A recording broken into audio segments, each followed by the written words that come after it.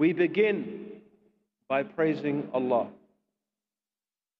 We praise Him, we seek His help, and we ask for His forgiveness. And we take refuge with Allah from the evil of ourselves and from the evil consequence of our evil actions. Whomsoever Allah guides, no one can misguide. But whomsoever Allah leaves to go astray, no one can guide. And I testify that Allah alone is worthy of worship, and that Muhammad sallallahu alayhi wasallam is His servant and His messenger. Why would somebody be an atheist? Why would somebody choose a belief system that declares there is no creator of this universe? And this is the first point that I want to make to all of you, that atheism is a truth claim. Atheism is a truth claim. In other words, atheists are taking a position about something. An agnostic is someone who says, I don't know whether there's a God or not. An agnostic is someone who says, maybe there's a God, maybe there's not a God, I don't know. The evidence is not convincing to me either way. But an atheist is different. An atheist declares that God does not exist. The atheist declares that he or she knows. That's the implication. They know that God does not exist. And what I want to examine is what is the basis of this knowledge?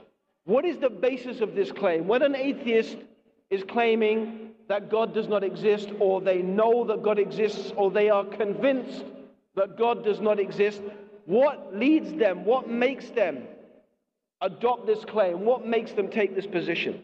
Now, my good friend and colleague, Hamza Sources, we call him the Muslim Aristotle. We call him that, mashallah, not just because he's Greek originally, he's Greek and he's a convert to Islam, but also he is very knowledgeable in the field of philosophy. And he has done many debates with atheists, leading atheists in the world, including, for example, Ed Buckner, who is the head of the Humanist and Atheist Society in the United States of America, Dan Barker, who is a former Christian evangelical, who's turned his evangelism now to atheism, and many others that Hamza has debated, both publicly, and you can see these debates if you want to go to our website, our iEra website. You can follow the links to those debates and watch them if this is a topic that interests you. What Hamza concluded, and it's similar to what I have concluded after many, many years of giving dawah, that most people who are atheists are not atheists because their belief is rational. No.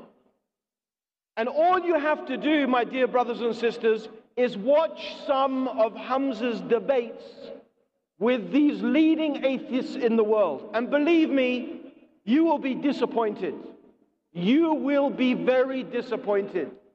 Not with Hamza, alhamdulillah, but you'll be disappointed because atheists have somehow managed to convince many people that atheism is a type of rational choice. It's the default position of the scientist and the academic and the intellectual. So a lot of people today imagine that most scientists are atheists. And this alone, just this, makes people sit up and take the claim of atheism seriously. Even myself, in my many years as a Muslim, my mashallah, probably now 25 years, alhamdulillah, as a Muslim. I've been a Muslim now longer than I was a non-Muslim. I have thought about this subject a lot. How can we prove the existence of Allah? Examining the arguments of the atheists. But as the title of today's talk suggests, I have concluded there is a type of deceit going on. That their claim to be rational and intellectual is by and large a false claim. I would conclude, and Hamza has concluded, that most atheists are atheists because of emotional reasons, not because of rational reasons. Their position is an emotional position, not a rational one. And I think that the two most obvious reasons for a person to be an atheist, and there are other reasons, but the two most apparent reasons for a person to be an atheist is, number one, the person feels that God has let them down. And this is what both me and my colleague Hamza, through experience, we have found, that a lot of people, and this is often people who are formerly religious, become atheist because they feel that God has let them down. I used to pray, they would say. I used to be religious. I used to believe in God. But then such and such thing happened to me in my life. Such and such difficulty came to me in my life. How could God do that to me? I used to pray, they would say. I used to be religious. I used to believe in God. But then such and such thing happened to me in my life. Such and such difficulty came to me in my life. How could God do that to me? How could God sit there and let me face this difficulty? He should have rescued me. He should have saved me. He should have taken me away from this. In other words, they experience some difficulty in their life, and they feel that, perhaps they feel they are so special that God should have looked after them. And this itself, of course, comes from a wrong concept of God and a wrong concept of our relationship with God. As we Muslims know, life is a test. As Allah subhanahu wa ta'ala mentioned in the Quran, الَّذِي خَلَقَ الْمَوْتَ وَالْحَيَاةَ لِيَبْلُوَكُمْ أَيُّكُمْ أَحْسَنُ عَمَلًا وَهُوَ الْعَزِيزُ الْغَفُورُ. In the Quran, the Creator, Allah the Creator, is telling us that I have created life and I have created death. I have created death. الَّذِي خَلَقَ الْمَوْتَ. I have not created death and life except to test, except to see which of you is best in conduct. And He is Aziz, He is the mighty, and He is Ghafoor, He is the forgiving. So life is a test. The nature of the test is that there will be hardship and there will be ease. There will be difficulties, there will be hardships, there will be illnesses, there will be sicknesses. Indeed, in the Quran, Allah is telling us, do you think that I would leave you saying you believe without testing you as we tested those who came before you? So we will be tested. And the fact that we claim to be believers in God does not mean we will stop being tested. No. In fact, we know from the Prophet Muhammad sallallahu alaihi wasallam that Allah tests the ones He loves, and the ones He loves the most, He tests them the most. Because it is through this process of being tested that we as human beings become refined. That is how we learn to improve. That is how we become better. That is how our character and our personality and our disposition, if we are patient, if we see the test through, then we become better human beings. It is like the process of purifying the ore of a metal. In order to get the pure metal, you have to purify the ore. You have to extract the pure metal from the dirt and from the ore that surrounds it. And through this process, the purification takes place. So a lot of atheists have this problem, that if there is a God, how come He let this happen to me? But this is not rational. It's not rational. This is emotional. It's emotional. If you think about it. And what I will do is go through the rational arguments of God's existence, and we will see that there are very, very strong rational arguments, very good reasons to believe that this universe has a creator. And then we will examine, insha'Allah, some of the arguments of the atheists, and we will also find out that their arguments are not strong arguments at all. But I gave one reason. So the first reason why, out of the two major reasons that a person becomes an atheist, and notice I say becomes an atheist, because the first topic I want to discuss, a very interesting topic, is that believing in God is actually natural and instinctive for human beings. So becoming an atheist is a decision that a person takes. Human beings are naturally born believing in the Creator. It's our environment and circumstances that take us away from that. Atheism is an acquired position. It's not a natural one. It's unnatural. The second reason why people become atheists is because they simply don't like the idea of having to live by rules, other than the rules they make for themselves. They don't like the idea that they are going to be held accountable. They don't like the idea that there are some things a human being should do and some things a human being should not do, and that the only being that has the right and the knowledge to tell human beings that is the Creator.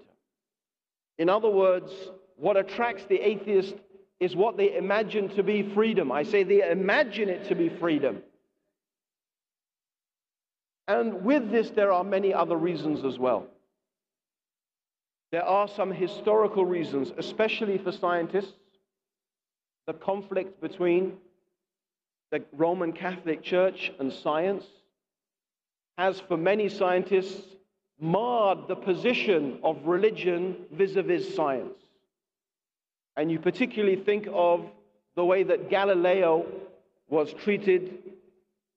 And for many scientists, this has meant that the church, which for them, the Catholic Church, represents religion, is against science. And that the church has not given scientists the freedom to explore and to develop different theories. And I think, by the way, brothers and sisters, as Muslims, that should be, as a side point, a cautionary tale for us. Because, of course, in our civilization, we have not had that conflict between science and religion. In our civilization, in fact, we find that science was promoted. Science was encouraged. Indeed, according to some Western scholars and intellectuals, the scientific process itself, what we call the scientific methodology, was something the Muslims invented and the Muslims introduced. And people in the West learned that process from the Muslims.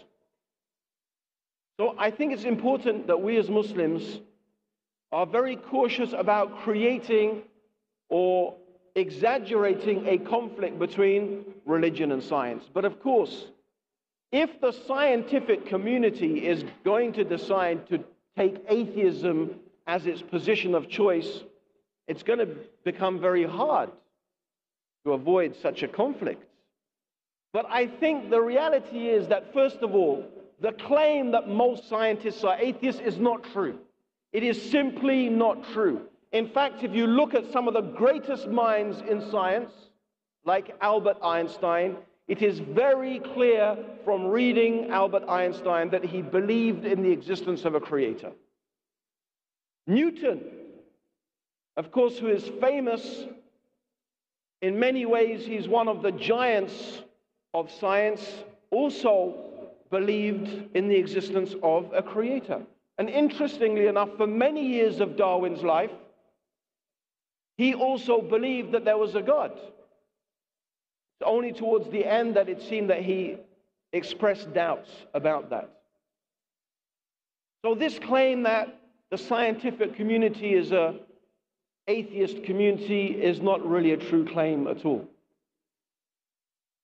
Now, my dear brothers and sisters, what I want to do is I want to go through some of the arguments that are put forward by people who believe that the Creator exists. And I want to introduce a set of arguments or a direction of discussion that is quite new. And the reason I want to introduce this is that there has been a very major piece of research done recently in Oxford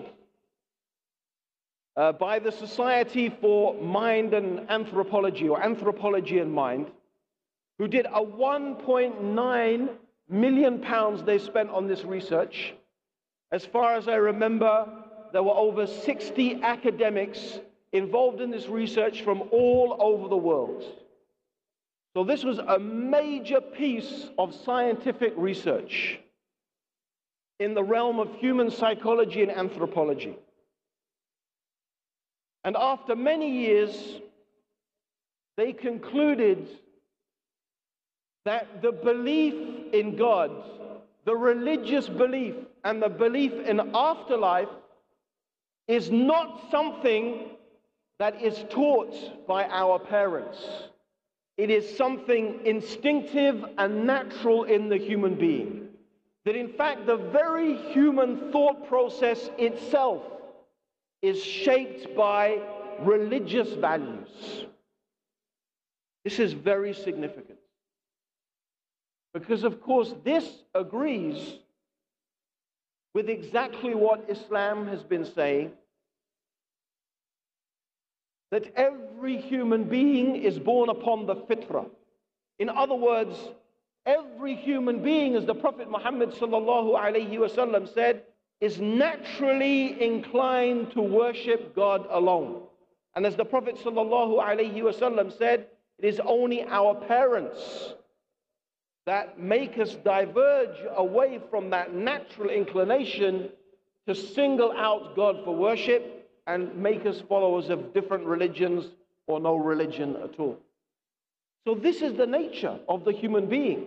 And it's interesting that this very extensive piece of research has confirmed that. And we all have instincts. Animals, by the way, operate on instinct. What makes the human being different from the animal is that the human being has reason. We have the ability to reason, whereas animals, they rely upon instincts. And we have also what we call reflex action. So, for example, If I pick up something that is hot, mashallah, not the Quran, but something that is very hot, I don't have to think. There's no process in my brain saying, this is very hot, I must drop it. No. You do it instinctively. You drop it instinctively. This is a reflex action. This is something that is not rational. This is just something that is part of our intrinsic makeup. In order to keep on holding something hot, you have to train yourself. You have to learn to bypass your normal instinctive, which a human being can do. We can learn to bypass those reflex actions and force ourselves to hold a hot coal. This is unique to human beings. Consciousness, that ability to use our mind to override our instinctive reactions. However, this instinct is there, and the belief in God is instinctive. What is the proof? What is the proof of this? It's very interesting that one of the, what we could call the high priests of atheism, Richard Dawkins, was recently on a TV show, and he was being interviewed. And he was saying in this interview, you know, most Christians, they don't know anything about their Bible. They just don't know about their book. So the interviewer said, okay, that's interesting. You believe, Mr. Dawkins, you're a big fan of Darwin, aren't you? Of course, yes, Darwin's very important. Could you tell me the full title of his book, The Origin of the Species? And Richard Dawkins started going, oh God. He said, oh God. So he found that this atheist, or this renowned atheist, is being put in a difficult situation. He doesn't know the answer, and he ends up going, oh God, like, oh God, help me, what am I going to say? And this is a guy who says he doesn't believe in God. And actually, this is instinctive. This is instinctive. Allah gives the example in the Quran. Allah gives the example in the Quran of those people who go on a boat. And they go on the boat expecting to do trade and expecting to buy and sell. They go onto this boat, and when they go out to sea, there is a great storm.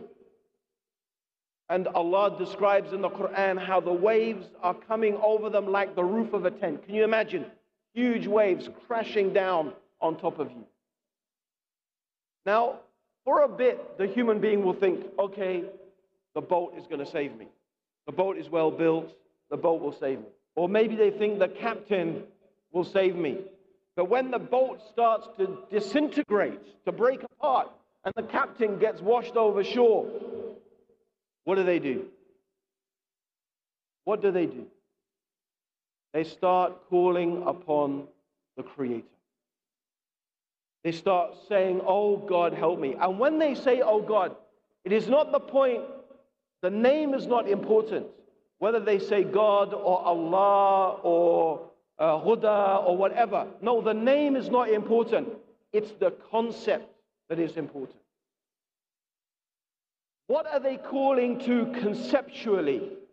Conceptually, in their minds, they are calling upon the being which they know instinctively has power over everything in the universe. That's the one that they are calling to. They know that a being exists instinctively that can rescue them and has the power and the ability to save them from their difficulty. This is the point. Not the name, but the point is the concept. And this is important. Because this being they are calling upon instinctively is not part of the universe. They are not calling upon something that is part of the universe. Nor is this being the universe collected together entirely. No. This is a being they know is distinct and separate from the universe, who has power over it. This, of course, is Allah. This, of course, is the Creator. So this instinctive knowledge, which is major scientific survey now, has found is an intrinsic part of our thought process as human beings. So this is very important, because actually we could almost finish there. We could say to any atheist, you know there's a God. You know it. It's in your nature. Every single one of you knows it. And actually this is the reality. Children are dying, women are dying, there are earthquakes, there is disease. Where is this God? How can He let it happen? However, we soon realize with a bit of thinking that this is not a rational argument. This is an emotional argument. It's based upon emotion. Because the reasons for believing that the universe has a creator are clear. We live in an organized, systemized universe where we see organization, where we see systems. It's rational to conclude that there is power and will and intelligence behind it. So the existence of suffering has got nothing to do with whether there is a creator or not. It's a different question. Actually, the question is, why does God let these things happen? It doesn't prove or it doesn't say anything about whether God exists or not, but it is a question of why. And the only way we can answer that question, why, is when God tells us. In fact, this very question itself leads the rational mind to conclude that we need revelation. We need God to tell us, why is our life the way it is? What is the purpose of our life? What is the reason of our existence? So it's very interesting that the very question of evil and suffering in the world is a question that should lead us to believe not only that there is a God, because the issue has got nothing to do with whether the Creator exists, but it's an issue to do with why. Oh God, why? Why do you let these things happen? The only way we can know is if God has revealed that guidance to us. And that is a very, very powerful argument for the need for revelation, for the need for God to give this guidance to us. But anyway, inshallah, maybe we can cover some of the rest of the stuff in the question and answer session. Jazakallah khair. Assalamu alaikum wa rahmatullahi wa barakatuh.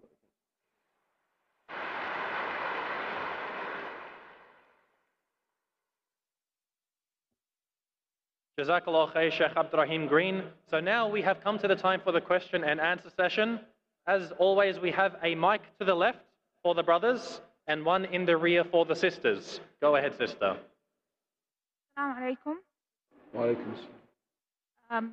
My question is just related to what the brothers asked. We know all that God is just and no unjust will happen to any person. But when I talk to my atheist friends online and in person, their questions that I cannot answer is, where is the just? When I become Muslim and everything is easy because I was born in this side of the world, or I was born in this family. I know you just answered that about the people who's born in atheist family and such, but the question is, what should I tell them precisely? If I tell them that God is just and they will be answered in the judgment day, their answer is, I don't believe in God and I don't believe of the judgment day. So my answer is invalid to them, or it doesn't give them what they want to know. Well, I think, first of all, sister, to me, the answer in some ways is quite obvious, because you are talking to those people. Therefore, you are giving them the opportunity to change and to accept the truth. How then can they complain about the message not reaching them when you are the messenger bringing the message to them? Right? And this is the thing I really have to say. I hate to generalize about a group of people. There are some atheists who are maybe genuinely confused people, right? But honestly, many of them are very arrogant people. When you begin to discuss with them, you see it. You will give them very reasonable answers, and they come with very unreasonable replies. And these are the people who are claiming that they are reasonable. I would also recommend, highly recommend, you give to your atheist friends you're talking to online, just ask them to read this book, The Man in the Red Underpants. Ask them to read it and see if they can come to a response to what is in it. And you should read it yourself, inshallah. You will find it very, very helpful, because the beginning of the book is talking exactly about the issues to do with how do we know and how can we be convinced that God exists. The other point I want to point out, sister, is again the point of fitrah. We believe that every human being has an instinctive knowledge. Everybody. Atheism is an acquired position. And this study done by the Oxford Institute for Anthropology and Psychology, 1.9 million pounds they spent. 60 academics across the world. They did this including China, including countries that are largely, they don't believe in God. What did they do is when they examined children and they questioned them and they gave them certain tests, in fact, what did they find? They did have a concept of God and they did have a concept of the afterlife. So even in these atheistic societies, children still had this basic natural concept. And this is some of the reasons why they concluded that the belief in God and the belief in religion and the belief in afterlife is actually a natural, instinctive belief in the human being, right? So you find, as I said, I think the main reasons why a person chooses to be an atheist is because something bad happened to them in their life and they think, you know, how could God let this happen to me? Or they just don't want to live their life by some rules. That's it. They don't want rules in their life. They just want to be able to do whatever they want without feeling that there's some accountability. There may be other reasons, and some people are genuinely confused about, for example, the problem of evil. Another thing that often they say is religion has led to so many wars. You see, religion has led to so many wars. How can religion be true when religion has led to so many wars and so many problems? Anyway, the point comes again. Is this a rational argument? Think about it. Is this a rational argument? No, not rational. Because you could still conclude, I'm not saying this is the case. I'm not saying this is the case.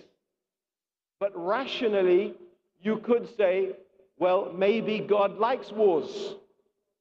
It doesn't prove there's not a God. It doesn't even prove whether a religion is true or not. What is the basis for them to say, because religion causes wars, it can't be true? What's the basis? It's not a rational basis. It's emotional. It's just an emotional appeal. It's not rational. And anyway, it's not true.